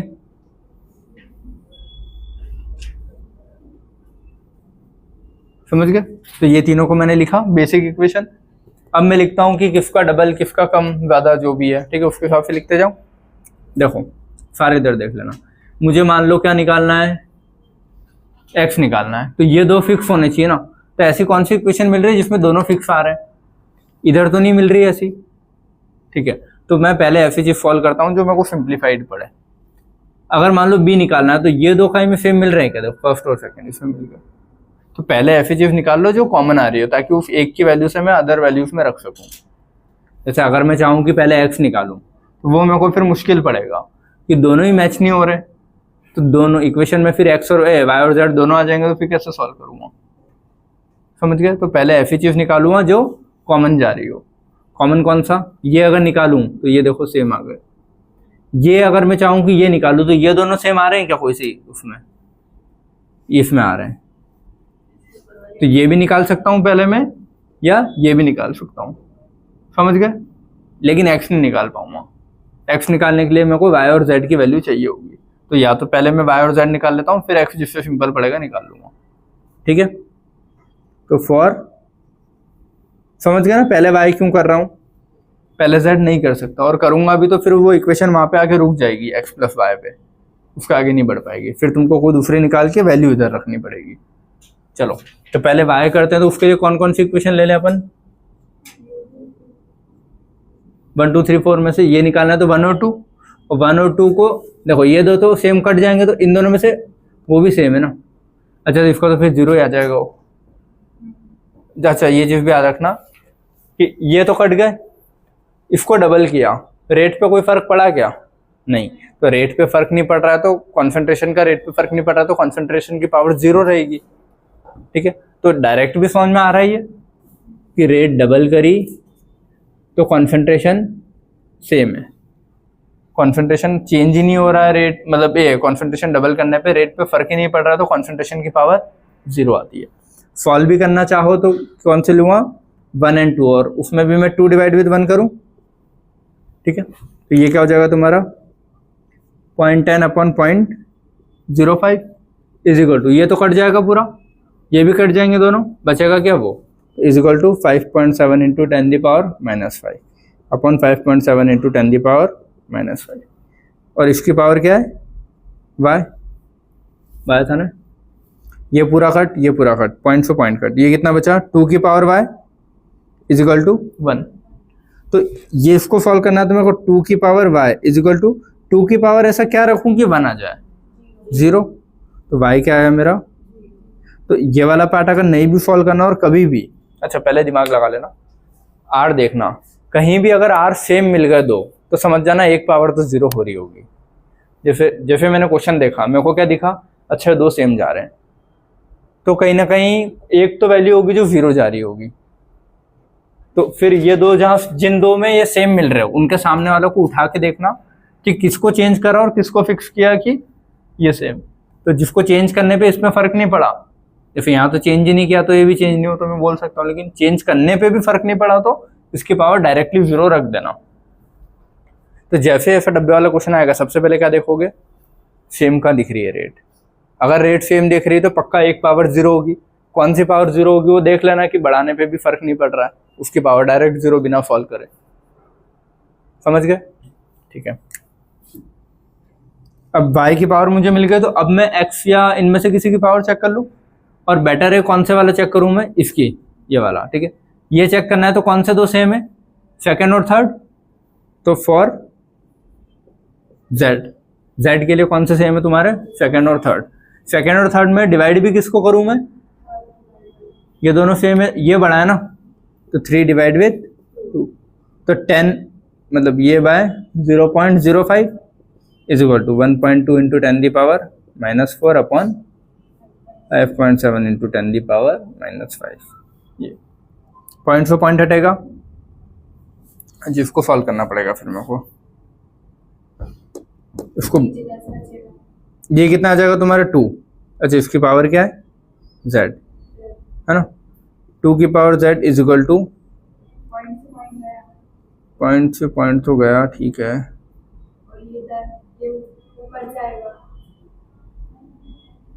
अच्छा देखो 12 और 57 है, 12 और 57 कहीं कटते हैं, कटते हैं। 12 5 से 60 होता है ना, है ना। तो 12 1 से 12, 12 5 से 60, तो सीधा है 1/5। 10⁴ और ये तो -1 ऊपर जाएगा तो 10, तो इंटू 10, तो ये कितना हो गया 2। तो 2 की पावर क्या रखूं कि z आ जाए 1, z की वैल्यू क्या आई 1। समझ गए, राउंड फिगर में कर लेना, आ जाता है आंसर। अब मुझे y भी मिल गया, z भी मिल गया। अब मैं निकाल सकता हूँ ये, ताकि कोई से भी वेरिएबल को मैं चेंज कर लूँगा।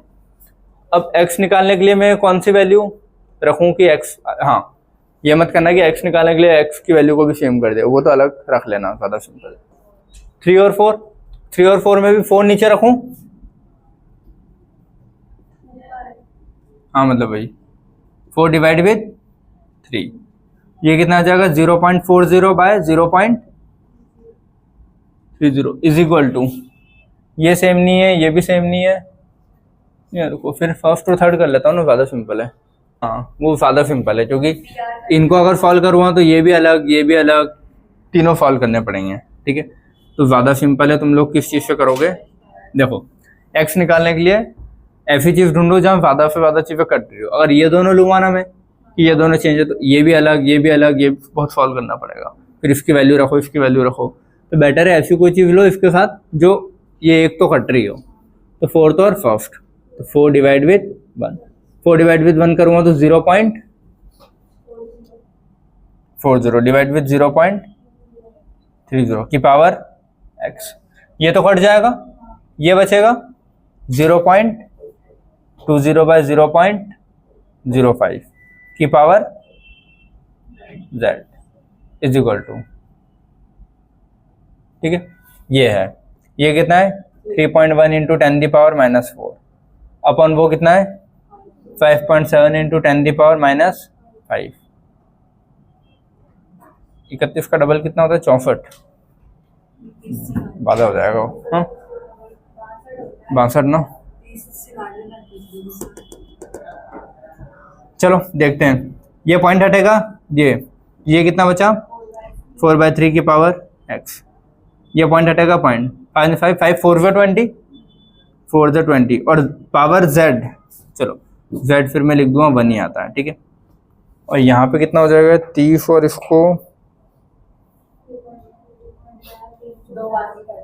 350,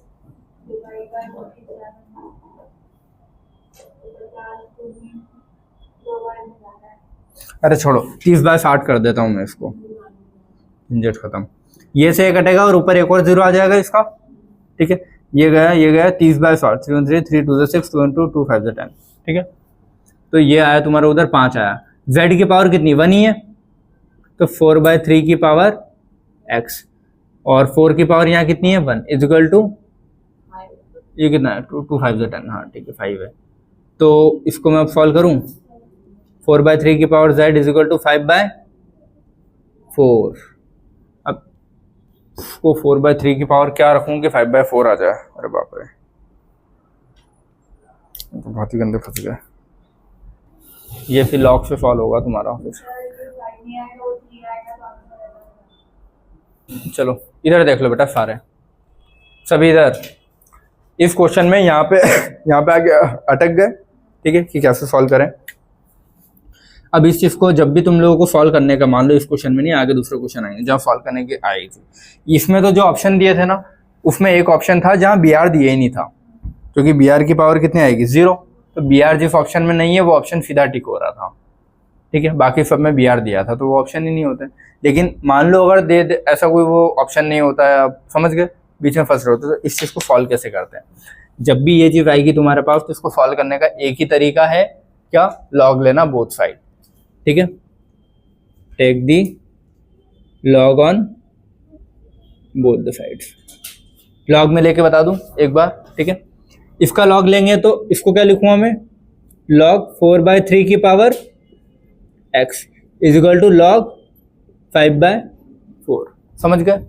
तो अब ये क्या हुआ, log a the power b हो गया ना, तो ये क्या हो जाएगा b लॉग a, तो x log of 4/3 is equal to log of 5/4। log a by b है ना, तो log a बाई बी क्या होता है? log a minus log b, तो log 5 माइनस log 4। ये भी अभी x इधर आ गया तो log a बाई बी हो गया, तो log a minus log b हो जाएगा ये भी। तो x into log a minus log ये नीचे वाला b, ठीक है, is equal to log 5 minus log 4। अब ये सारी वैल्यूज रख सकते हो, log 4.6, log समझ गए, log 1.2, log 2.3, log 3.47, log 4.5, log 5.7, ऐसा कुछ जो भी वैल्यूज है सीधा सीधी वैल्यूज रखोगे, इधर रख लो यार, इसकी वैल्यू रखोगे log 4 की, log 3 ये फॉलो हो जाएगा, ये रखोगे फॉलो हो जाएगा, इसको इसके डिवाइड में रख दोगे x की वैल्यू आ जाएगी, इसको सॉल्व कर सकते हो ना। क्लियर है? तो कभी भी ऐसे फंस जाओ, नहीं समझ में आ रहा है, ट्राई दिस, और कोई ऑप्शन नहीं है, ठीक है। अब इसमें बताए एक दो वैरायटी और बचती है तुम लोगों को सॉल्व करवाने की, जिससे ये निकाला जाता है ऑर्डर ऑफ रिएक्शन, ठीक है, वो कर लेते हैं ताकि यहाँ वाला पार्ट अपना एंड हो जाएगा, फिर नई चीज पढ़ते हैं ऑर्गेनिक, ठीक है, कर लेते हैं अपन लोग, ठीक है। अगला क्वेश्चन क्या है? For the decomposition of HI at 1000 kelvin, HI को 1000 केल्विन पे तोड़ा तो ये बने प्रोडक्ट, HI ये दिया और rate of decomposition of HI क्या दिया है? ये वैल्यू किसकी दी है इधर? रेट ऑफ डिकम्पोजिशन दी है HI की, ना कि रेट ऑफ रिएक्शन दी है। लेकिन यहाँ पे मुझे पता है ना कि रेट ऑफ रिएक्शन और रेट ऑफ डिकम्पोजिशन सेम ही होगा, नहीं, इसमें 2 का मल्टीप्लाई करेंगे, किया तुम लोगों ने सभी, इधर देखो, ठीक है। ये क्या दिया है तुम्हारा? Rate of decomposition of HI दिया है, लेकिन यहाँ अपन लिखते क्या है हमेशा? रेट ऑफ रिएक्शन लिखते हैं ना, ये चीज लिखते हैं। अब मुझे इस इक्वेशन के लिए अगर रेट ऑफ रिएक्शन लिखना है तो वो कैसे लिखता हूं मैं? Delta HI/dt/2 is equal to delta H2/dt, मतलब dt के डेल्टा t लिखूँ उसको मैं, इज इक्वल टू डेल्टा I2/डेल्टा t। ये समझ में आया बेटा? बात नहीं। तो ये है ना मेरा रेट ऑफ डिकम्पोजिशन ऑफ, मतलब इसके सिंबल के साथ है ना, और वो दोनों प्लस के साथ है, यही है रेट ऑफ डिकम्पोजिशन। तो इसकी वैल्यू दी है उसने कितनी? ये। तो अगर मुझे रेट ऑफ रिएक्शन चाहिए तो 2 into होगा ना, 2 into ROR is equal to क्या हो जाएगा? माइनस डेल्टा HI/डेल्टा t। ये समझ में आया? तो अगर मुझे ये दिया और ROR निकालना है तो मैं क्या करूँगा?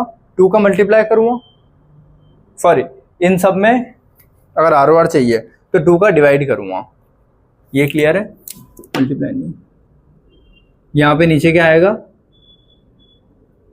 2। इसकी वैल्यू मुझे दी है, डिवाइड विद 2 करूँगा तो क्या आएगा? ROR। तो मुझे ROR चाहिए तो सब में क्या करूँगा मैं? जो भी इसकी वैल्यू है डिवाइड विद 2।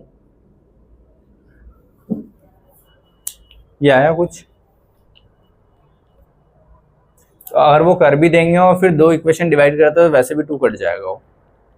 बट अप्रोच समझ गए कि जो दिया है उससे कैसे सॉल्व करते हैं? डिवाइड विद 2 करेंगे तब ROR आएगा। तीनों को डिवाइड विद 2 करूँगा, मतलब डिवाइड अभी मत करना, अभी 2 रख दोगे, फिर जब वहाँ पे कैंसिल करोगे ना तो वैसे 2 से 2 कट जाते हैं इनके, ठीक है। चलो अब मुझे क्या चाहिए? ऑर्डर ऑफ रिएक्शन चाहिए। तो इसका रेट कैसे आएगा? R is equal to K into HI की पावर X, ये आएगी इक्वेशन। इससे थोड़ी ना लिखते हैं, ये लिखते हैं ना अपन तो, ठीक है। अब इसके लिए मैं 2 इक्वेशन लिखूं। पहले रेट कितनी है? रेट डिवाइड विद 2 करूँगा, ठीक है। पहले और दूसरे को ही ले लेता हूँ मैं, 2.75 इंटू 10 की power -8 is equal to K। Concentration कितना है? 0.1 की पावर X, ठीक है। इधर अगला 11 इंटू 10 की पावर -8 डिवाइड विद, इसको नीचे 2 भी लिख दूँ अगर मेरे को वो लिखना है तो, 11 इंटू 10 की power -8 is equal to K into 0.2 की पावर X। यही है कि रेट को इतना किया तो ये कॉन्सेंट्रेशन को इतना किया तो रेट इतनी हो गई। तो ऐसे मैंने 2 इक्वेशन बना ली। इसमें भी अगर नीचे डिवाइड विद 2 करो तो ये ROR है, अब ये आर ओ आर का 2 से 2 तो कट ही रहा है ना वैसे भी, तो ऊपर लिखना नहीं लिखना कोई मतलब नहीं था वो, ठीक है। अब ये दो इक्वेशन तुम लोगों को सॉल्व करना है। कैसे सॉल्व करोगे? इधर क्या बचेगा तुम लोगों का 2.75, 10⁻⁸ से -8 कट जाएगा, divide with 11 is equal to k से k कट जाएगा 0.1/0.2 की पावर x, इसीलिए अपन वो बड़ी छोटी डिवाइड कर लेते हैं हमेशा। अभी नीचे बड़ा हो गया, हमको ये बाई ये करना था वैसे तो ज़्यादा सुंदर रखना है, ठीक है। तो आंसर क्या आएगा जब मैं इसको फ्लिप कर दूंगा? तो इधर क्या रहेगा, पॉइंट से पॉइंट हटेगा तो 2 की पावर x रखूं, इधर 11/2.75, ये समझ गए? 11/2.75, उधर क्या है 2 की पावर x। अब मुझे इस चीज को सॉल्व करना पड़ेगा, ठीक है। 1100/275, इसको थोड़ा राउंड फिगर में सॉल्व कर दूं मैं, ठीक है। ऊपर 9 ले लूं, इसको 3 ले लूं, 9 10 11 पास में ही तो है, और 2.75 को 3 ले लूं, इज इक्वल टू 2 की पावर x।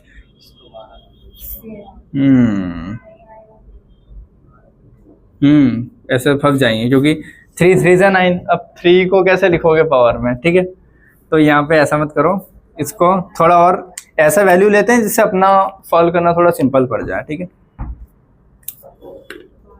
देखो इसको अगर ऊपर 12 कर दूं और इसको 3 कर दूं तो भी ठीक है, इज इक्वल टू 2 की पावर x। अभी क्या हो जाए, 3 1 से 3, 3 4 से 12, तो 4 इज इक्वल टू 2 की पावर x हो गया। तो अब 2 की पावर 2 से हो जाएगा ना, तो x की वैल्यू क्या है तुम्हारी, मतलब सेकेंड ऑर्डर। Very good. तो जब ये पूरी कैलकुलेशन पता है नहीं कर सकते यार, कितना डिवाइड करने बैठोगे, कितना कटपिट करोगे, ठीक है। तो बेटर है राउंड फिगर में लो, और राउंड फिगर में भी जैसे पहले अपन ने किया 3 आ गया, अब 3 में फिर फंस जाते हैं, तो राउंड फिगर भी ऐसा लो जो कट जाए और अपना 2 के उसमें आ जाए, ठीक है। थोड़ा दिमाग लगा के चलो, अगला क्वेश्चन है ना, ए से b ROR increase by factor of 1.837 when the concentration of a is increase by इतना टाइम्स।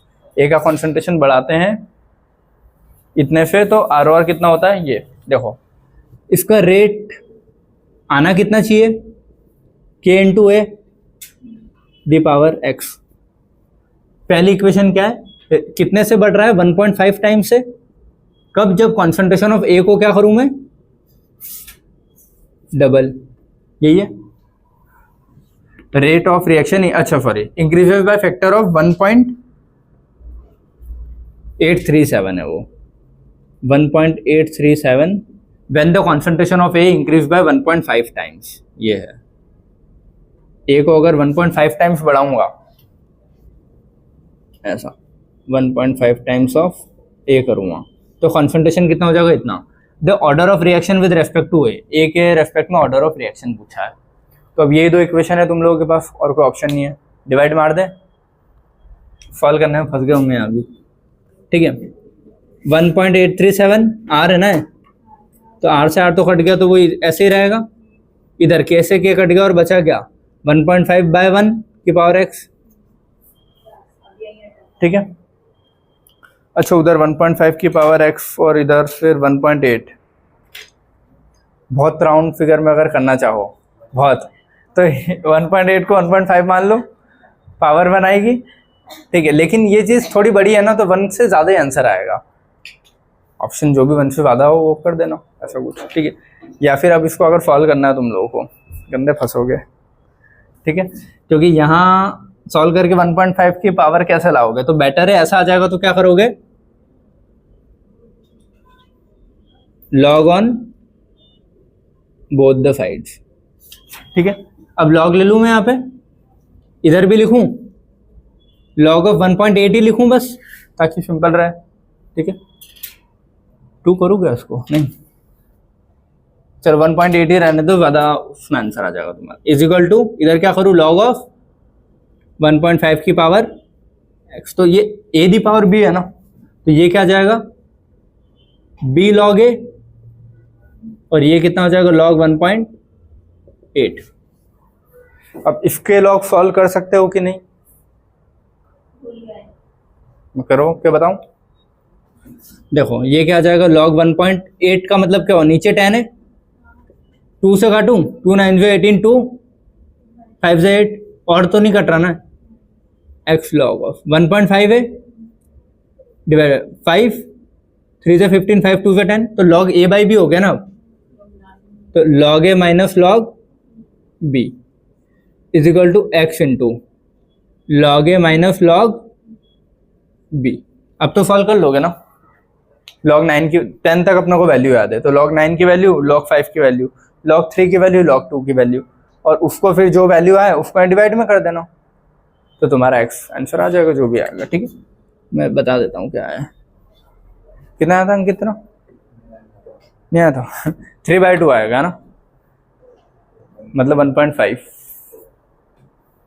ठीक है, x की वैल्यू कितनी आएगी? 3/2।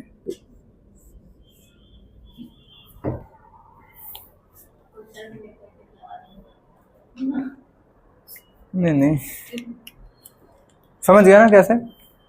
चलो ये अगला बेटा, नेक्स्ट क्वेश्चन इधर देखो। क्वेश्चन क्या दिया है? 3a + 2b से दिया अपने को प्रोडक्ट, रेट इक्वेशन उसने दे रखी है ना।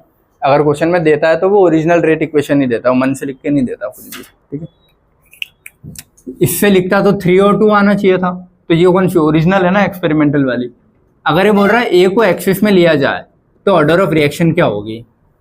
इतना ही सिंपल, देखो इतना ही सिंपल होता तो अभी ऑर्डर ऑफ रिएक्शन क्या दिख रही है? 3 है ना। ऑर्डर कितना दिख रहा है मेरे को? 1 + 2 दिख रहा है ना, मतलब 3 होना चाहिए। ठीक है, लेकिन इसने क्या बोला, ए को एक्सिस में लिया, तो एक पॉइंट लिखना, जब भी कोई चीज एक्सिस में लेते हैं तो उसको नेग्लेक्ट कर देते हैं, उसका ऑर्डर कुछ लिखते ही नहीं है, 0। ठीक है, उसका ऑर्डर कुछ भी इंक्लूड नहीं करते हैं। तो एक पॉइंट लिख देता हूं मैं, whenever कोई भी चीज एक्सिस में लेंगे तो उसका ऑर्डर नहीं लिखा जाता है ना।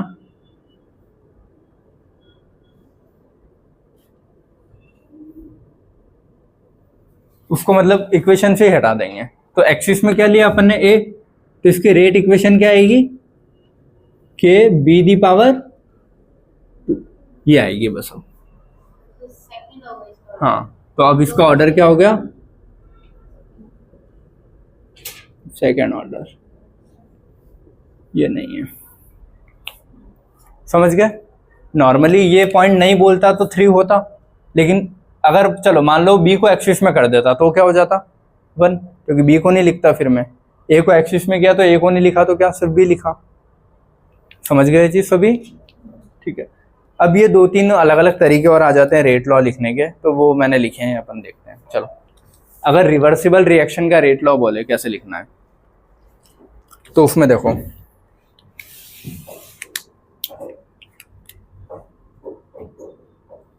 सारे इधर रेट ऑफ फॉरवर्ड, देखो फॉरवर्ड जाती तो इस एरो पे, बैकवर्ड आती तो इस। तो अगर मैं तुमसे बोलूं रेट ऑफ फॉरवर्ड रिएक्शन लिखो, तो कैसे लिखते हैं? रिएक्टेंट लेंगे ना, तो रेट ऑफ फॉरवर्ड रिएक्शन क्या आएगा? के into A the power m1 और बी दी पावर m2, बस इतना ही रहता है। लेकिन अगर मैं बोलूं रेट ऑफ बैकवर्ड लिखो, तो इधर से चल के आता हूं ना, समझ गए? बैकवर्ड के लिए इधर से चल के आऊंगा, तो ये मेरा रिएक्टेंट हो गया ना। अब तो अब क्या लिखूंगा मैं बैकवर्ड के लिए?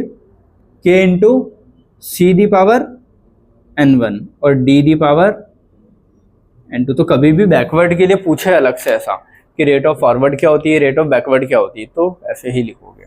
फॉरवर्ड है तो रिएक्टेंट को लोगे यहाँ पे, और बैकवर्ड है तो इसको लोगे। समझ में आई ये चीज? क्लियर है? और इसमें और कुछ लिखते हैं क्या? नहीं, बस यही है। अच्छा, और इसको भी लिख लेना, के फॉरवर्ड का है और के बैकवर्ड का है। क्लियर है सभी को? ठीक है, अब देखो एक क्वेश्चन मैंने तुम लोगों को दिया है, करो। ये क्वेश्चन है इंटरमीडिएट्स का, जैसे मान लो ए सी तक डायरेक्ट नहीं बन रहा था, ए से पहले बी बना, बी से सी बना। इसका क्या दिया है? K1 बेटा इधर बात नहीं, इसका कांस्टेंट कितना है K1, इसका कितना है K2 दिया। अब वो पूछ रहा है रेट ऑफ डिसोसिएशन ऑफ ए बताओ। जब भी ये क्वेश्चन पूछेगा ना rate of dissociation, rate of ये इंटरमीडिएट वाले, तो रेट ऑफ डिसोसिएशन देखो, रेट ऑफ रिएक्शन मतलब पूरी का लिखते हैं, लेकिन रेट ऑफ डिसोसिएशन मतलब जो चीज़ टूट रही है उसके हिसाब से लिखेंगे। तो रेट ऑफ डिसोसिएशन ऑफ ए, इसका रेट कैसे लिखोगे तुम, R इजिकल टू K1, पहला है ना, तो K1 इंटू ए, ये किसका, ए के डिसोसिएशन की रेट हुई। अब मैंने बोला बी के फॉर्मेशन की रेट क्या होगी। देखो अगर रिएक्शन यहीं तक रुक जाती तो ए के डिसोसिएशन की बी की फॉर्मेशन सेम होती ना, अगर यहीं पे रुक जाती तो ए जितना टूट रहा है उतना ही बी बन रहा है। लेकिन अभी मैंने क्या बोला, बी के फॉर्मेशन की ये बताओ ओवरऑल, तो इससे कुछ टूट के बन रहा है, लेकिन ये भी तो आगे टूट रहा है ना। तो मान लो इधर 10 ग्राम था, इससे 8 ग्राम टूट के बन गया, तो कितना बनेगा 8, लेकिन इससे भी 5 और टूट के बन गया, तो बचा कितना फाइनली 3 ना। तो तुमको ये लिखना है बीच वाला। तो कभी भी ऐसा क्वेश्चन आता है कि ये ऐसा इंटरमीडिएट में बीच वाले का पूछ लेता है, तो इसकी रेट कैसे लिखोगे तुम लोग, K1A, एक तो ये जितना है पहले बना ज़्यादा ही बनेगा, अब उसमें से कुछ पार्ट टूट के उधर जाएगा ना, तो वो कौन सा पार्ट टूटता है, इसकी rate minus K2 into B.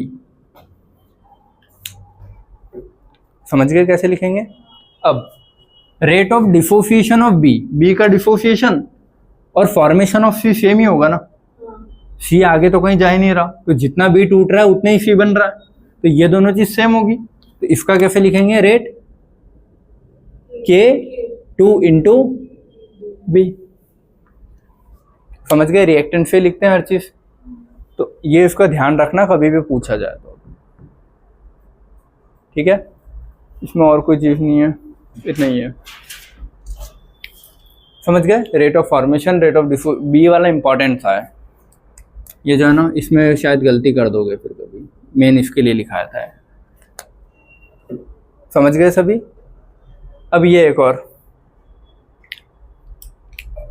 इसका लिखो, K1 है K2 है।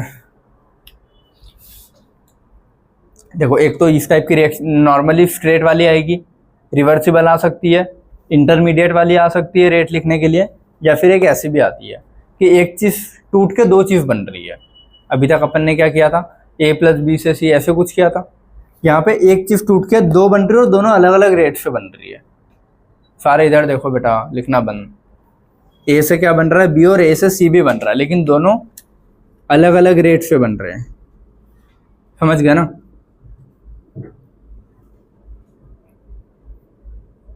दोनों अलग अलग रेट से, तो इसकी रेट इक्वेशन कैसे लिख सकता हूं मैं। जैसे मान लो एक ही उससे बन रहे होते, अगर ऐसा होता कि A से B प्लस C बन रहा है और K1 दिया है, तो नॉर्मली लिखता K1 इंटू A, लेकिन इसने क्या बोला, B अलग स्पीड से बन रहा है और C अलग स्पीड से बन रहा है, तो दो अलग अलग स्पीड होगी ना, एक K1 होगी एक K2 होगी। तो वही है कि K1 से B बन रहा है, K2 से C बन रहा है। एक एग्जाम्पल जैसे अभी ऑर्गेनिक में तुम लोग लोगे, ये कौन सा हैलाइड है, मतलब क्या है ये, अल्काइल हैलाइड है ना, अल्काइल ग्रुप, हैलाइड ग्रुप। और अल्काइल हैलाइड अपन ने अभी पढ़ा था कौन कौन सी रिएक्शन देता है, एक तो न्यूक्लियोफाइल है तो न्यूक्लियोफिलिक सब्स्टिट्यूशन रिएक्शन, और एक और एलिमिनेशन है ना, HX वाला याद है। तो ये देखो दो कार्बन है और एक Cl है, ऐसा है ना, तो या तो इसकी जगह कुछ OH आके लग जाए तो न्यूक्लियोफाइल सब्स्टिट्यूट हो जाएगा, या फिर ये इसके पास वाले से H निकाल के यहाँ डबल बॉन्ड बना ले तो एलिमिनेट हो जाएगा। तो दो ही टाइप की रिएक्शन देता है, पढ़ा है अपन ने अभी, समझ गया ना चीज। तो वही बोल रहा है कि अच्छा, और ये जो चीज़ें हैं तुम ऑर्गेनिक में याद करोगे कि अल्कोहलिक लेते हैं कि ये लेते हैं। अल्कोहलिक केओ जब भी आएगा वो एलिमिनेशन कराता है, एक्वस जब भी आएगा सब्स्टिट्यूशन कराता है। एक्वस मतलब वाटर समझो, तो वाटर का OH आके यहाँ लगेगा। अल्कोहलिक है वो पक्का एलिमिनेशन कराएगा। समझिए, ये चीज़ याद रखना कि अल्कोहलिक केओ जब भी आएगा एलिमिनेशन होती है, एक्वस केओ जब भी आएगा सब्स्टिट्यूशन होती है। सब्स्टिट्यूशन में OH लग जाएगा इसकी जगह, और एलिमिनेशन में निकलेगा तो अल्किन बनेगा C2H4। समझ गए, ठीक है। अब वो पूछ रहा है कि ये R1 है, R2, इसके लिए R1 रेट से जाएगा ना, इसके लिए R2 रेट से, तो R1 क्या लिखोगे और R2 क्या लिखोगे? देखो यार, R1 अगर लिखना है तो इसके लिए होगी ना R1, इसके लिए होगी R2, तो वो लिखना है तो सिर्फ वही लिखूंगा ना मैं। तो R1 कैसे लिखूं? K1 इंटू ए, नहीं बस वो इतना ही है। R2 कैसे लिखूंगा? K2 इंटू, अच्छा सॉरी ये ए, ये समझ गए? ये तो यहाँ पे दोनों ए हैं, क्यों? ये कुछ स्पीड से टूट के बी बन रहा है, ये कुछ स्पीड से टूट के सी बन रहा है, तो जिस स्पीड से टूट के बी बन रहा है तो ए ये बन रहा है, तो दोनों में क्या है यहाँ पे? तो ये मत करना है कि ऊपर बी कर दिया या सी कर दिया, इस चीज़ का ध्यान रखना। दोनों ये ना, रेट तो हमेशा रिएक्टेंट से लिखी जाती है, लेकिन दो अलग अलग स्पीड से था तो दो अलग अलग स्पीड लिखी। अब अगर मैं पूछूं ओवरऑल बताओ, तो ओवरऑल कैसे लिखते हैं? दोनों को जोड़ते हैं, तो K1A प्लस K2A, तो इसका मतलब क्या हो जाएगा? ए कॉमन आ गया ना, तो ऐसे लिख सकता हूँ ना मैं, K1 प्लस K2 इंटू ए का कॉन्सेंट्रेशन, ये समझ गए? तो अगर अलग अलग वैरायटी की आती है तो ये तुम्हारे इसमें लिमिटेड है, जो अलग अलग पूछ सकता है वो, या तो ऐसे दे देगा वैसे, क्योंकि देखो अपन ने स्टार्टिंग में क्वेश्चन किए ना बहुत सारे, rate of reaction, formation, diffusion कैसे लिखते हैं, वो सिंपल है। अगर ऐसा आ गया कि इसमें लिख के बताओ, तो फिर कैसे लिखोगे? तो ये लिमिटेड एग्जाम्पल है, समझ लो। क्लियर है? अब तुम्हारे ऑर्डर वाले एक क्वेश्चन और बचे हैं, जैसे अभी तक अपन ने एलिमेंट्री स्टेप वाले किए ना, सिंगल स्टेप वाले सारे। मल्टी स्टेप से कैसे निकालते हैं? जैसे मैंने बोला ए से बी बन रहा है, बी से सी बन रहा है, सी से डी बन रहा है, और मेन इक्वेशन तुम्हारी कौन सी दी है? ए से डी। इधर देखो एक बार सारे, इधर मेन इक्वेशन क्या दी है? ए से क्या बन रहा है? डी, लेकिन स्मॉल स्मॉल स्टेप्स में। फिर पूछता है ऑर्डर ऑफ रिएक्शन बताओ, और फिर इसमें लिखता है ये फास्ट है, ये स्लो स्टेप है, ये ऐसा है, और रेट लॉ लिखो। तो मल्टी स्टेप वाला या कॉम्प्लेक्स रिएक्शन से ऑर्डर कैसे निकालते हैं और रेट लॉ कैसे लिखते हैं, ये सीखना है अपने को। ठीक है, तो ये अपन नेक्स्ट क्लास में सीखेंगे फिर।